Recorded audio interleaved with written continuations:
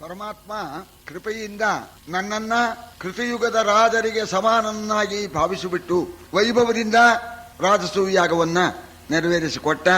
ತುಂಬಾ ಆನಂದವಾಯಿತು. ಆಮೇಲೆ ಇನ್ನು ಕೆಲವು ದಿವಸ ಇರಬಹುದಾಗಿತ್ತು. ಯಜ್ಞ ಪೂರೈಸಿಕೊಟ್ಟು ಅನುಗ್ರಹ ಮಾಡಿ ದ್ವಾರಕೆಗೆ ಹೊರಟೋಗ್ಬಿಟ್ಟ. ಈಗ ನಮ್ಮ ಇಂದ್ರಪ್ರಸ್ಥ ಪಟ್ಟಣ ಹಿಂದಿನ ಗೋಕುಲವಾಯಿತು ಅಂತ ಹೇಳ್ತಾ ಇದ್ದಾನೆ. ಇದನ್ನ ಕಲ್ಪನೆ ಮಾಡ್ಕೋಬೇಕು. ಹಿಂದಿನ ಗೋಕುಲವಾಯಿತು ಕೃಷ್ಣ ವಿರಹದಲ್ಲಿ. ಪರಮಾತ್ಮ ಹೊರಟೋದ್ರಿಂದ ಈಗ ನಮ್ಮ ಇಂದ್ರಪ್ರಸ್ಥ ಪಟ್ಟಣ ಕೃಷ್ಣ ಬಿಟ್ಟು ಹೋದ ಗೋಕುಲ ಅಂತ ಕ್ರೂರ ಕರೆಯೋಕೆ ಬರ್ತಾನೆ. ಬಿಲ್ ಹಬ್ಬದ ನೆವ ರಾಮಕೃಷ್ಣರು ಹೊರಡ್ತಾರೆ. ಹೊರಟಾಗ ಯಶೋಧ ನಂದರು ಅವರ ಹತ್ರಕ್ಕೆ ಹೋಗಿ ಕೃಷ್ಣ ನಮಸ್ಕಾರ ಮಾಡಿ, ಅಮ್ಮ ಅಪ್ಪ ಹೋಗಿ ಬರ್ತೀವಿ, ಮಾವ ಬಿಲ್ ಹಬ್ಬ ಮಾಡ್ತಾನಂತೆ, ಮಧುರಾ ಪಟ್ಟಣಕ್ಕೆ ಹೋಗ್ತೀವಿ, ಅಲ್ಲಿ ಬಿಲ್ ಹಬ್ಬ ಒಂದು 8 ದಿವಸ ನಡಿಬಹುದು, ಅದಾದ ಕೂಡಲೇ ವಾಪಸ್ ಬರ್ತೇವೆ, ಅಮ್ಮ ಯೋಚನೆ ಮಾಡಬೇಡ ಅಂತ ಹೇಳಿ ಸಮಾಧಾನ ಮಾಡಿ ಪರಮಾತ್ಮ ಹೊರಡ್ತಾನೆ. ಆಗ ಆ ಪರಮಾತ್ಮನ ಆರಾಧನೆ ಮಾಡತಕ್ಕ, ಪರಮಾತ್ಮನೇ ಸರ್ವಸ್ವವು ಅಂತ ಭಾವಿಸಿರ್ತಕ್ಕ ಆ ಗೋಪಿಯರು ಎಲ್ಲ ನಾವು ಬಿಡೋದಿಲ್ಲ, ನಮ್ಮ ಮೇಲೆ ರಥ ಹೊಡ್ಕೊಂಡು ಹೋಗುವಂತ ದಾರಿ ಉದ್ದಕ್ಕೂ ಮಲಗಿ ಬಿಡ್ತಾರೆ. ಆಗ ಪರಮಾತ್ಮ ಹೇಳ್ತಾನೆ, ಯೋಚನೆ ಮಾಡಬೇಡಿ, ಬರ್ತೀನಿ ನಾನು, ನಿಮ್ಮನ್ ಬಿಟ್ಟು ನಾ ಎಲ್ಲಿ ಹೋಗ್ತೀನಿ, 8 ದಿವಸ ಮಧುರಾ ಪಟ್ಟಣದಿಂದ ಬರ್ತೀನಿ ಅಂತ ಹೇಳ್ದ. ಅವರೆಲ್ಲ ಆಗಲಿ ಅಂತ ಹೇಳಿ ಒಪ್ಕೊಂಡ್ರು. ಪರಮಾತ್ಮ ಬರ್ತಾನೆ ಅಂತ ತಿಳ್ಕೊಂಡು ಪರಮಾತ್ಮನ ರಥ ಹೋಯ್ತು. ಪರಮಾತ್ಮ ಕಾಣಿಸ್ತಾ ಇದ್ದ ಮೊದಲು, ಆಮೇಲೆ ಪರಮಾತ್ಮ ಕಾಣಲಿಲ್ಲ, ಇವರು ನೋಡ್ತಾ ಇದ್ದಾರೆ. ರಥ ಕಾಣಿಸ್ತಾ ಇತ್ತು, ರಥವೂ ಕಾಣಲಿಲ್ಲ. ಆಮೇಲೆ ರಥದಿಂದ ಹೊರಟಿರ್ತಕ್ಕಂಥ ಧೂಳು, ಆ ಧೂಳನ್ನೇ ನೋಡ್ಕೊಂಡು ನಿಂತ್ಕೊಂಡಿದ್ರಂತೆ. ಆ ಧೂಳು ಮಾಯವಾದ ಮೇಲೆ ಮನೆಗೆ ಹೋದ್ರು. ಗೋಕುಲದ ಆ ವೈಭವ ಮುಗೀತು. ಮತ್ತೆ ವಾಪಸ್ ಬರಲೇ ಇಲ್ಲ. ಬರ್ತೇನೆ ಅಂತ ಹೇಳಿದವನು ಬರಲೇ ಇಲ್ಲ. ನನ್ನ ಗೋಪನ್ನೂ ನೋಡ್ಲಿಲ್ಲ, ಯಶೋಧ ತಾಯಿನೂ ನೋಡ್ಲಿಲ್ಲ, ಗೋಪಿಯರನ್ನು ನೋಡ್ಲಿಲ್ಲ. ಆದರೆ ಎಲ್ಲ ದುಃಖ ಪಡ್ತಾ ಇದ್ದಾರೆ ಅಂತ ಹೇಳಿ ತನ್ನಗೆ ಸಮಾನನಾಗಿರ್ತಕ್ಕ ಉದ್ಧವನೂ ಒಂದೇ, ಕೃಷ್ಣನೂ ಒಂದೇ, ಹಾಗೆ ರೂಪುವಂತ ಅವನು ಮಹಾಜ್ಞಾನಿ ಉದ್ಧವನನ್ನ, ಅಪ್ಪ ನೀನು ಹೋಗಪ್ಪ, ಅವರಿಗೆ ಸ್ವಲ್ಪ ಸಮಾಧಾನ ಮಾಡುವ ಅಂತ ಹೇಳಿ ಉದ್ಧವನ್ನ ಕಳಿಸಿಕೊಡ್ತಾನೆ. ಉದ್ಧವ ಬರ್ತಾನೆ. ಅವಾಗ ಆ ಉದ್ಧವನ ಹತ್ರ ಯಶೋಧ ನಂದರು ಹತ್ತು ಬಿಡ್ತಾರೆ. ಉದ್ಧವ ಏನು ಹೇಳಪ್ಪ, ಬರ್ತೀನಿ ಅಂತ ಹೇಳಿ ಹೋದ್ರಪ್ಪ, ಬರ್ಲಿಲ್ಲಪ್ಪ, ನೀನಾರು ಇರಪ್ಪ 4 ದಿವಸ ಅಂತ. ಅವ ಆ ಗೋಪಿಯರ ಆ ಪರಮಾತ್ಮನ ಪ್ರೇಮ, ಅವರು ಪರಮಾತ್ಮನ ವಿರಹದಿಂದ ಕೊರಗತಕ್ಕಂಥದ್ದನ್ನು ನೋಡ್ಬಿಟ್ಟು ಆ ಉದ್ಧವ ನಾಳೆ ಹೋಗ್ತೇನೆ ನಾಳೆ ಹೊರಡ್ತೇನೆ ಅಂತ ಹೇಳಿ 6 ತಿಂಗಳು ಆ ಗೋಕುಲದಲ್ಲಿ ವಾಸ ಮಾಡಿದ ಅಂತ ವರ್ಣನೆ ಮಾಡ್ತಾ ಇದ್ದಾರೆ. ಹೀಗಾಯ್ತು. ಈಗ ಕೃಷ್ಣ ಬಿಟ್ಟು ಹೋದ ಗೋಕುಲವಾಯ್ತು ನಮ್ಮ ಇಂದ್ರಪ್ರಸ್ಥ ಪಟ್ಟಣ ಅಂತ ಧರ್ಮರಾಜ ಕಣ್ಣೀರು ಸುರಿಸ್ತಾ ಇದ್ದಾನೆ ಕೃಷ್ಣನ ವಿರಹದಿಂದ. ಅರಸ ಕೇಳೈ ದೈತ್ಯದಾನವರುರವಣೆಯ ಯದುನಾಯಕರು ನಿಸ್ತರಿಸಲರಿಯರು. ಕೃಷ್ಣನಿಲ್ಲದೆ ಭೀತಿ ದ್ವಾರಗಿಗೆ ಕರುಣ ನಿಮ್ಮಲಿ ಕಿರಿದೆ. ಕೃಷ್ಣನ ಕರುಣ ನಿಮ್ಮಲಿ ಕಿರಿದೆ. ನಿಮ್ಮೊಳಗರಕವಲ್ಲವೇ ಚಿಂತೆ ಸಾಕಂತಿರಲಿಯಂದು ಅವನೀಶನನು ಸಂತೈಸಿದನು ಮುನಿಬಾ.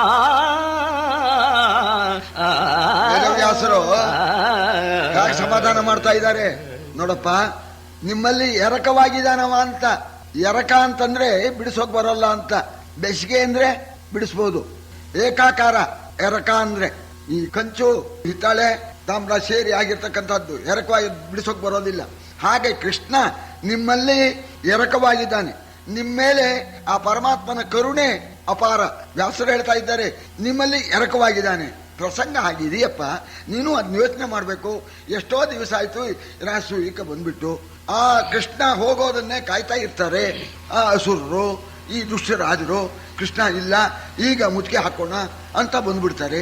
ಬಾಕಿಯವರ ಹತ್ರ ಆ ಬಂದಂಥ ಅವರ ದಾಳಿಯನ್ನ ತಡೆಯೋಕೆ ಆಗೋಲ್ಲ. ಅದರಿಂದ ಕೃಷ್ಣ ವ್ಯವಸ್ಥೆ ಮಾಡಬೇಕು.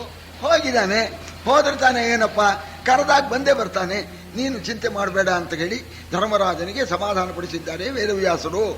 ಆ ಮುಕುಂದನ ನೆನಹು ನಮಗೆ ನಿರಾಮಯವೋ, ಆ ಮುಕುಂದನ ನೆನಹು ನಮಗೆ ನಿರಾಮಯವೋ. ನುಡಿದನು ಚಿಂತಾವೈ ಮನಸ್ಯದ ವೇದೆ ಮುರಿದುದು ಸಾಕದಂತಿರಲಿ. ಬುದ್ಧಿವಂತ ಧರ್ಮರಾಜ ಸಮಾಧಾನ ಪಟ್ಟ. ಆ ಪರಮಾತ್ಮನ್ನ ಸ್ಮರಣೆ ಮಾಡ್ತಾ ಇದ್ರೇನೆ ನಮಗೆ ಯಾವ ಕಷ್ಟವೂ ಬರೋಲ್ಲ. ಅದು ಅಲ್ದೇನೆ ತಾವಿದ್ದೀರಿ, ನೀವು ದೊಡ್ಡವರು, ನಿಮ್ಮ ಬಾಯಿಂದ ಒಂದು ಮಾತು ಬಂದ್ರೆ ಸಾಕು, ನಮ್ಮ ಆ ಚಿಂತೆ ಅದರಿಂದ ಉಂಟಾಗ್ತಕ್ಕಂಥ ಪೀಡೆ ಎಲ್ಲ ಪರಿಹಾರವಾಗಿಬಿಡ್ತು. ನೀವು ದೊಡ್ಡವರು ಹೇಳಿರಿ, ಯೋಚನೆ ಮಾಡಬೇಡಪ್ಪ ಅಂತ. ಕೃಷ್ಣನ್ ನೆನವು, ನೀವು ಹೇಳಿರ್ತಕ್ಕಂಥ ಸಮಾಧಾನ, ಇದರಿಂದ ನಮ್ಮ ಈ ಚಿಂತೆಯೆಲ್ಲ ಪರಿಹಾರವಾಯಿತು. ಆದರೆ ತಾವು ತ್ರಿಕಾಲ ಜ್ಞಾನಿಗಳು, ತಮ್ಮಲ್ಲಿ ಒಂದು ಪ್ರಶ್ನೆ ಮಾಡಬೇಕಾಗಿದೆ. ಈ ಮಹೋತ್ಪಾತ ಪ್ರಬಂಧ ವಿರಾಮ ಕರ್ಮವ ಬೆಸಸಿ ಎಲೆ ಮುನೀಶ್ವರ. ಈ ಮಹೋತ್ಪಾತ ಪ್ರಬಂಧ ವಿರಾಮ ಕರ್ಮವ ಬೆಸಸಿಯನೆ ನಗುತಾ ಮುನೀಶ್ವರ ನುಡಿದನು ಅವನೀಪತಿ ಶಿರೋಮಣಿಯೇ. ಸ್ವಾಮಿ, ದುಶ್ಶಕನಗಳಾಗ್ತಾ ಇದೆ. ದುಶ್ಶಕನಗಳಿಂದ ನಾನಾ ವಿಧವಾಗಿರ್ತಕ್ಕಂಥ ತೊಂದರೆ ಉಂಟಾಗತ್ತೆ ಅಂತನ್ನೋದು ಎಲ್ರಿಗೂ ವ್ಯಕ್ತವೇನು ಆಗತ್ತೆ. ಆದರೆ ನಾನು ತಮ್ಮಲ್ಲಿ ಕೇಳೋದು ಏನು ಅಂದ್ರೆ, ಈ ದುಶ್ಶಕನಗಳಿಂದ ಉಂಟಾಗಿರ್ತಕ್ಕಂಥ ಈ ದುಷ್ಫಲ ಎಲ್ಲಿಯವರೆಗಿರುತ್ತೆ, ಎಷ್ಟು ದಿವಸ ಇರುತ್ತೆ ಅಂತ ಕೇಳದ. ವ್ಯಾಸರು ನಕ್ಬಿಟ್ರು. ಇವ ದಿವಸದ ಲೆಕ್ಕ ಕೇಳ್ತಾನೆ, 360 ಇಂಟು ಹಾಕ್ಬೇಕು 13. ಇವ ಎಷ್ಟು ದಿವಸಕ್ಕೆ ಇದು ಪರಿಹಾರ ಆಗತ್ತೆ ಅಂತ ಕೇಳಿದ. ಅದಕ್ಕೆ ಅವರು ನಗುತ್ತಾ ಹೇಳ್ತಾ ಇದ್ದಾರೆ, ಅಪ್ಪ ಇದಕ್ಕೆ ಪರಿಹಾರ 13 ವರ್ಷ ಕಳಿಬೇಕಪ್ಪ. ಇದು ಕಣ ಕುರುರಾಯ ವಂಶಾಭ್ಯುದಯ ವಿಗ್ರಹ ಪೂರ್ವ ಸೂಚಕವು. ಇದು ಸುಯೋಧನ ನೃಪನ ಕತಿಪಯ ಕಾಲ ಸುಖ ಬೀಜ. ಇದು ಸಮಸ್ತ ಕ್ಷತ್ರ ಕುಲವಾರಿದ ಘಟೋಚ್ಚಾಟನ ಸಮೀರಣವು. ಇದು ಸಮಸ್ತ ಕ್ಷತ್ರ ಕುಲವಾರಿದ ಘಟೋಚ್ಚಾಟನ ಸಮೀರಣವು. ಇದರ ಫಲ ನಿಮಗಪಜಯಾಗವವು. ಇದರ ಫಲ ನಿಮಗಪಜಯಾಗವವು ಎಂದನ ಮುನಿಬ. ಇದಪ್ಪ ಇದೇನು ಸೂಚನೆ ಕೊಡ್ತಾ ಇದೆ ಅಂದ್ರೆ, ನಿಮ್ಮ ಕೌರವ ಕುಲದಲ್ಲಿ ಸಹೋದರರಲ್ಲಿ ದೊಡ್ಡ ಹೊಡೆದಾಟ ಆಗತ್ತೆ ಅಂತ ಅನ್ನೋದನ್ನ ಸೂಚಿಸ್ತಾ ಇದೆ. ಮತ್ತೂನು ದುರ್ಯೋಧನ ವೈಭವದಿಂದ ಕೆಲವು ಕಾಲ ಮಾತ್ರ ಮಾಡ್ತಾನೆ ಅಂತ ಸೂಚಿಸ್ತಾ ಇದೆ. ಮತ್ತೂನು ಇದು ಕೊನೆಯಲ್ಲಿ ಪರಿವಸಾನ, ಪ್ರಪಂಚದಲ್ಲಿರ್ತಕ್ಕಂಥ ರಾಜಾಧಿರಾಜರುಗಳೆಲ್ಲ ರಣಾಂಗಣದಲ್ಲಿ ಹೋರಾಡಿ ಸಾಯಬೇಕು ಅಂತನ್ನೋದನ್ನು ಸೂಚಿಸ್ತಾ ಇದೆ. ಕ್ಷತ್ರವೆಂಬತಕ್ಕಂಥ ಆ ಮೋಡಗಳನ್ನ ಓಡಿಸೋದ್ರಲ್ಲಿ ಬಿರುಗಾಳಿ ಇದು ಅಂತ ಆ ರೂಪಕ ಹೇಳೋದು. ಇವನು ಕವಿದು ಎಲ್ಲೂ ರೂಪಕ ಚಕ್ರವರ್ತಿ ಅಂತ ಹೇಳ್ತಾರೆ. ಇವನು ಕ್ಷತ್ರಕುಲ ವಾರಿದ ಘಟೋಚ್ಚಾಟನ ಸಮೀರಣನು ಅಂತ ಹೇಳ್ತಾ ಇದ್ದಾರೆ. ಆ ಮೋಡಗಳ ಸಮೂಹ ಅಂತ, ಘಟ ಅಂದ್ರೆ ಸಮೂಹ, ಅದನ್ನ ಓಡಿಸೋದ್ರಲ್ಲಿ ಇದು ಬಿರುಗಾಳಿ ಅಂದ್ರೆ ಸಮಸ್ತ ರಾಜರು ಕೂಡ ಹೋಗ್ತಾರೆ. ಒಟ್ಟಿನ ಮೇಲೆ ಧರ್ಮರಾಜ ಮೊದಲೇ ಸೂಚನೆ ಕೊಡ್ತೇನೆ, ನಿಮಗೆ ಪರಾಜಯ ಉಂಟಾಗತ್ತೆ. ಅರಿದಿಹುದು ನೀನು ಆಪ್ತ ವಚನವ ಮರೆಯದಿರು. ವೇದೋಕ್ತ ಕರ್ಮದ ಹೊರಿಗೆ ನಿನ್ನದು. ನಿನ್ನ ಹೊದ್ದದು ಕಲುಷ ಕಲಿಮಲದ ಕರುಬರಿ ಕೌರವರು. ಕರುಬರಿ ಕೌರವರು ಮಖವಿದು ಮೆರೆದುದದ್ಭುತವಾಗಿ. ಮಖವಿದು ಮೆರೆದುದದ್ಭುತವಾಗಿ ನಿನ್ನನು ಮುರಿವರಲ್ಲದೆ ನಿಮ್ಮವರು ಸೈರಿಸುವರಲ್ಲೆಂದ. ನೀನು ತಿಳ್ಕೊಂಡಿರು, ಆಪ್ತವಚನ, ಆಪ್ತನಾಗಿ ನಾನು ಹೇಳ್ತಕ್ಕಂಥ ಮಾತು, ಇದನ್ನ ಮರಿಬೇಡ. ವೇದೋಕ್ತ ಕರ್ಮವನ್ನ ಅನುಷ್ಠಾನ ಮಾಡೋದು ನಿನ್ನ ಜವಾಬ್ದಾರಿ. ನೀನು ಅಂದ್ರೆ ಸಾಮಾನ್ಯನಲ್ಲ. ಧರ್ಮರಾಜ ಅಂತಂದ್ರೆ ನಿನ್ನಲ್ಲಿ ಈ ಕಲ್ಮಶವಾಗಲಿ ಯಾವ ವಿಧವಾಗಿರ್ತಕ್ಕಂಥ ಪಾಪವಾಗಲಿ ನಿನ್ನ ಸಮೀಪಕ್ಕೆ ಬರೋದಿಲ್ಲ. ನೀನು ಧರ್ಮರಾಜ ಅಂತ. ಆದರೆ ಪ್ರಸಂಗ ಬಹಳ ಕಷ್ಟಕ್ಕೆ ಬರುತ್ತೆ. ಕಾರಣ ಏನು? ನಿಮ್ಮ ಕೌರವರು ಮಹಾ ಹೊಟ್ಟೆಗಿಚ್ಚಿನವರು. ಯಾಗ ಏನಾದ್ರು ಸ್ವಲ್ಪ ಹೆಚ್ಚು ಕಮ್ಮಿ ಆದ್ರೆ ಅವರು ಖುಷಿ ಪಡೋರು. ಯಾಗ ಅದ್ಭುತವಾಗಿ ನಡೆದು ಬಿಟ್ಟಿದೆ. ಕೌರವರು ಈ ವೈಭವದಿಂದ ನೀವು ಯಜ್ಞ ನಡೆಸಿದ್ರಿಂದ ನಿಮಗೇನಾದರೂ ತೊಂದರೆ ಮಾಡೇ ಮಾಡ್ತಾರೆ. ನಿಮ್ಮ ತಲೆ ಮೇಲೆ ಬಂಡೆ ಎತ್ತಾಕ್ತಾರೆ. ಅವರು ನಿಮ್ಮನ್ನು ಮುರಿಯೋದಕ್ಕೆ ಪ್ರಯತ್ನ ಮಾಡ್ತಾ ಇದ್ದಾರೆ. ನಿಮ್ಮ ವೈಭವವನ್ನ ಅವರು ಸಹಿಸ್ತಕ್ಕಂಥವರಲ್ಲ. ಆದ್ರಿಂದ ನಾನು ಈಗ ಹೇಳ್ತಕ್ಕಂಥ ಮಾತನ್ನ ಆಪ್ತವಾಕ್ಯ ಅಂತ ಹೇಳಿ ತಿಳ್ಕೊಂಡು ಯಾವತ್ತೂ ಮರೀದೇನೆ ನೀನು ಅನುಷ್ಠಾನ ಮಾಡು. ನುಡಿಯದಿರ ಸತ್ಯವನು ಅರಸ, ನೀ ನುಡಿಯದಿರ ಸತ್ಯವನು ರಾಜ್ಯವ ಬಿಡು ವಿಭಾಡಿಸಿ ನಿನ್ನ ವಧುವಿನ ಮುಡಿಗೆ ಹಾಯಿದರೆ ನೀನ ಧರ್ಮದ ತಡಿಯ ನಡರದಿರೋ. ಒಡಲುಗೂಡಿ ಸಮಸ್ತ ಧನವಿದು ಕೆಡುವುದು, ನಿನ್ನೊಡಲುಗೂಡಿ ಸಮಸ್ತ ಧನವಿದು ಕೆಡುವುದು. ಅಗ್ಗದ ಮೋಕ್ಷ ಲಕ್ಷ್ಮಿಯ ಮುಡಿಗೆ ಕಾಯುವಡೆ ಸತ್ಯವೊಂದನೆ ನಂಬು ನೀನು. ಅಗ್ಗದ ಮೋಕ್ಷ ಲಕ್ಷ್ಮಿಯ ಮುಡಿಗೆ ಹಾಯುವಡೆ ಸತ್ಯವೊಂದನೆ ನಂಬು ನೀನೆಂದ. ಅಸತ್ಯವನ್ನ ಎಂದು ಆಡಬೇಡ. ತೊಂದರೆ ಬರ್ತಕ್ಕಂಥ ಪಕ್ಷದಲ್ಲಿ ರಾಜ್ಯವನ್ನು ಬಿಟ್ಬಿಡು. ನಿನ್ನ ಹೆಂಡತಿಯ ಮುಡಿಗೆ ಬೇರೆಯವರು ಕೈ ಇಟ್ಟರು ಕೂಡ ನೀನು ಅಧರ್ಮವನ್ನ ಆಶ್ರಯಿಸೋದಕ್ಕೆ ಹೋಗಬೇಡ. ಹೆಂಡತಿಯ ಮುಡಿಯನ್ನ ಹಿಡಿದು ಎಳೆದರು ಅಧರ್ಮದ ತಡಿಯನ್ನ ಅಡರದಿರು. ಆ ಪದಗಳ ಜೋಕೆ ಅದೇ ಇರೋದು ಮುಖ್ಯ. ಅಧರ್ಮಕ್ಕೆ ನೀನು ಕೈ ಹಾಕಬೇಡ. ನೋಡು, ಇಷ್ಟು ತಿಳ್ಕೊ, ಸಮಸ್ತವೂ ಅನಿತ್ಯ. ಒಡಲುಗೂಡಿ ಅದನ್ನೇ ಹೇಳ್ತಾರಲ್ಲ, ದೇಹಸ್ಥಿತಾಯ ಪರಲೋಕ ಮಾರ್ಗೆ ಕರ್ಮಾನುಗೋಗಚ್ಚತಿ ಜೀವ ಏಕಃ ಅಂತ ಹೇಳಿ ಎಲ್ಲವೂ ಸ್ಥಿರ. ಶರೀರವೇ ನಿನ್ನ ಒಡಲುಗೂಡಿ ಸಮಸ್ತವೂ ಕೂಡ ಅಸ್ಥಿರವಾಗಿರ್ತಕ್ಕಂಥದ್ದು. ಆದ್ದರಿಂದ ನೀನು ಇದೆಲ್ಲ ನಶ್ವರವನ್ನು ಬಿಟ್ಬಿಡು. ಶ್ರೇಷ್ಠಳಾದ ಆ ಮುಕ್ತಿ ಲಕ್ಷ್ಮಿಯನ್ನ ಪಡೆಯೋದಕ್ಕೆ ಸತ್ಯ ಒಂದೇ ಮಾರ್ಗ. ಸತ್ಯದಿಂದ ಮುಕ್ತಿ ಲಕ್ಷ್ಮಿಯನ್ನ ಪಡೆದು ಬಿಡಬಹುದಪ್ಪ ಅಂತ ಹೇಳಿ ಉಪದೇಶ ಮಾಡ್ತಾ ಇದ್ದಾರೆ ವ್ಯಾಸರು. ಅಜ್ಞರವದಿರು ನೀವು ನೆರೆ ಸಂವಜ್ಞರು, ಅಜ್ಞರವದಿರು ನೀವು ನೆರೆ ಸಂವಜ್ಞರು, ಅವಧಿರ ಧರ್ಮನಿಷ್ಠರು ಯಜ್ಞರೀಕ್ಷಿತರಿಂದು ನೀವು ಸಮಸ್ತ ಜಗವರಿಯೇ. ಯಜ್ಞರಿಪುಗಳು ನಿಪುಣರಿಗೆ ವರಯಾಜ್ಞಿಕರಿಗೆ ಆಚಾರಹೀತರಭಿಜ್ಞಮತವಿದು ತಪ್ಪದು. ಯಜ್ಞರಿಪುಗಳು ನಿಪುಣರಿಗೆ ವರಯಾಜ್ಞಿಕರಿಗೆ ಆಚಾರಹೀನರಭಿಜ್ಞಮತವಿದು ತಪ್ಪದು ಎಂದನು ಮುನಿ ನೃಪಾಲಂಗೆ. ಅವರು ನೋಡು, ಪರಸ್ಪರ ಹೇಗಿದೆ ಅಂದ್ರೆ ನಿಮಗೂ ಅವರಿಗೂ, ಅವರು ಅಜ್ಞರು, ನೀವು ಪ್ರಾಜ್ಞರು. ನೀವು ಆಚಾರ ನಿಷ್ಠರು, ಅವರು ಅನಾಚಾರದವರು. ನೀವು ಧರ್ಮ ಮಾರ್ಗದಲ್ಲೇ ಇರ್ತಕ್ಕಂಥವರು, ನೀವು ಧರ್ಮಿಷ್ಠರು, ಅವರು ಅಧರ್ಮನಿಷ್ಠರು. ನೀವು ಯಜ್ಞ ದೀಕ್ಷಿತರು, ಅವರು ಯಜ್ಞ ರಿಪುಗಳು. ಈ ರೀತಿಯಾಗಿ ಇರೋಣದ್ರಿಂದ ಇದು ಸ್ವಾಭಾವಿಕವಾಗಿ ಅವರಿಂದ ನಿಮಗೆ ತೊಂದರೆ ಬಂದೇ ಬರುತ್ತೆ ಅಂತ ಇನ್ನೇನು ಬೇಕಾಗಿಲ್ಲ. ನೀವು ಅವರಿಗೇನು ಅನ್ಯಾಯ ಮಾಡಬೇಕಾಗಿಲ್ಲ. ನೀವು ಇರ್ತಕ್ಕಂಥ ಸ್ಥಿತಿಯಿಂದ ಹಾಗಾಗಿದೆ. ಮೂರ್ಖಾಣ ಪಂಡಿತ ವೇಶ್ಯ. ಪಂಡಿತರು ಕಂಡ್ರೆ ಮೂರ್ಖನಿಗೆ ಆಗೋಲ್ಲ. ಯಾಕಾಗೋಲ್ಲ? ಅವರು ಪಂಡಿತರು, ನಾವು ದಡ್ಡ.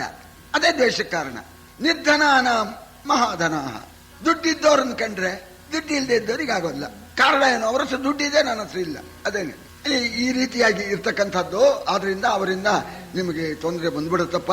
ಬಹಳ ಎಚ್ಚರಿಕೆಯಿಂದ ಇರ್ರಿ. ಇದುವೇ ರೇಖಾ ಮಾತ್ರ ಸರ್ವಾಂಗದಲ್ಲಿ ನಿನ್ನನು ಮರೆಯದಿರು. ಕೊಂಕಿದರೆ ಕರುಣಾ ಜಲಧಿ ಜಯಿಸಲು ಉಂಟು ಹರಿ ನಿನಗೆ. ಬೆದರದಿರು ವಿಗಡಿಸುವ ವಿಷಯಾಸ್ಪದದೊಳು.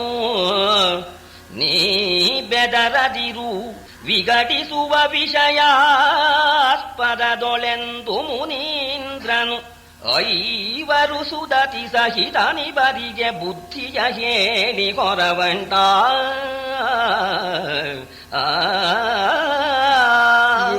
ಮಾತ್ರ ಅಂದ್ರು ಎಲ್ಲ ಹೇಳೋಕ್ಕಾಗೋಲ್ಲ, ಅಷ್ಟು ಹೇಳೋಕ್ ಸಾಧ್ಯವಿಲ್ಲ. ಇದೊಂದು ಗೆರೆ, ಈ ಗೆರೆಯಂತೇನೆ ಎಲ್ಲ ನಡೆಯುತ್ತೆ ಅಂತ ಹೇಳಿ ಒಟ್ಟಿನ ಮೇಲೆ ಎಲ್ಲಾ ವಿಧದಿಂದಲೂ ಕೂಡ ನಿನ್ನನ್ನು ನೀನು ಮರ್ತ್ಕೋಬೇಡ ಅಂದ್ರು ವ್ಯಾಸರು. ನೀನು ಧರ್ಮರಾಜನಾಗಿರೋಣದ್ರಿಂದ ನಿನ್ನನ್ನ ನೀನು ಮರ್ತ್ಕೋಬೇಡ. ಒಂದ್ ಪಕ್ಷ ನೀವು ಧರ್ಮಿಷ್ಠರಾಗಿದ್ರೂ ಕೂಡ ಏನಾರು ಅವಘಡೆಗಳು ತೊಂದರೆಗಳು ಬರಬಹುದು. ಬಂದ್ರೆ ಸ್ವಾಮಿ ಇದ್ದಾನೆ ಕರುಣಾಸಾಗರ, ಆ ತೊಂದರೆಯಿಂದ ನಿಮ್ಮನ್ನ ನಿವಾರಣೆ ಮಾಡ್ತಾನೆ. ಆದ್ದರಿಂದ ನೀನು ಹೆದರಬೇಡ, ಏನೇ ಬರಲಿ ಹೆದರಬೇಡ. ಈ ವಿಷಯಗಳಿದೆಯಲ್ಲ, ವಿಷಯ ಸುಖ, ಇದು ಇವತ್ತಿದ್ದು ನಾಳೆ ಹೋಗುತ್ತೆ. ಈ ತೊಂದರೆಯನ್ನು ಕೊಡ್ತಕ್ಕಂಥದ್ದು ಈ ವಿಷಯಗಳು. ವಿಷಯ ಸುಖಕ್ಕೆ ಎಡೆಗೊಡಬೇಡ ಅಂತೇಳಿ ಹೇಳಿ ನೀನು ನಿಮ್ಮ ತಮ್ಮಂದ್ರು ಸತ್ಯವನ್ನ ಬಿಡಬೇಡಿ.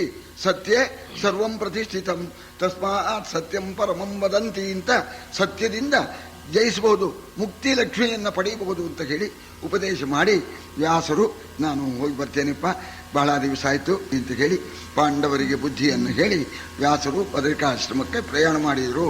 ಮುನಿಪ ಕಳುಹಿಸಿಕೊಂಡು ಬದರೀವನಕ್ಕೆ ತಿರುಗಿದ ನತ್ತಲು, ಮುನಿಪ ಕಳುಹಿಸಿಕೊಂಡು ಬದರೀವನಕ್ಕೆ ತಿರುಗಿದ ನತ್ತಲು, ಇತ್ತಲು ಜನಪ ಬಂದನು ಬಳಿಕ ಮಯ ನಿರ್ಮಿತ ಮಹಾಸಭೆಗೆ. ಮುನಿಗಳುಳಿದವರನು ಮಹೀಸುರ ಜನ ಸಹಿತ ಭೂಪಾಲ ಶೇಷವನನು ನಯದಿಮಿಗೆ ಸತ್ಕರಿಸಿ.